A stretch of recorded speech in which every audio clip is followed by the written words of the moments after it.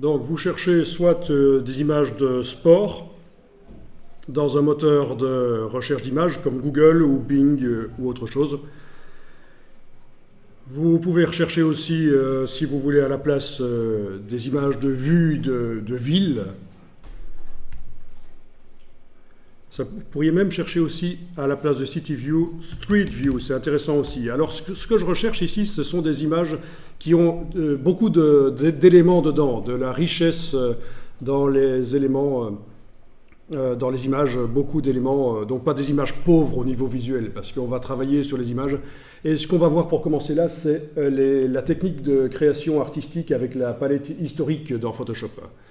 Donc c'est une technique qui permet de faire des retouches d'images, soit très créatives et délirantes, soit sérieuses, de la retouche d'images sérieuse, améliorer les photos de portraits, mais ça permet de le faire rapidement parce que ça n'utilise pas du tout les calques. Alors, surtout ne croyez pas que je suis en train de dire qu'il ne faut pas utiliser les calques dans Photoshop. Si, vous devez utiliser les calques dans Photoshop, on va le faire d'ailleurs. Mais quand on a beaucoup d'images à retoucher, cette technique de la palette historique est intéressante. Voilà, oui, du sport ou une vue d'une rue, ça paraît bien. Alors, au niveau du filtrage, des images, bien sûr, dans Bing, vous aviez ça aussi, hein, à peu près au même endroit que dans Google d'ailleurs. La taille, vous devez demander des images supérieures à peu près 2000 sur 2000. Hein. Des images supérieures à 4 mégapixels. Voilà. Il ne faudrait pas qu'on se retrouve avec des images minuscules, quoi.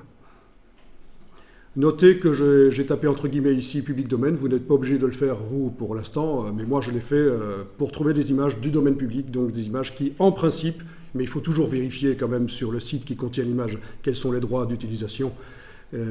En principe ce sont des images que je peux utiliser. Si on avait plus de temps, on aurait fait une petite sortie à Prague et on aurait photographié plein de choses. Mais malheureusement, ce n'est pas prévu pour maintenant. Voilà, allez chercher 3-4 images et puis vous allez pouvoir bosser dessus.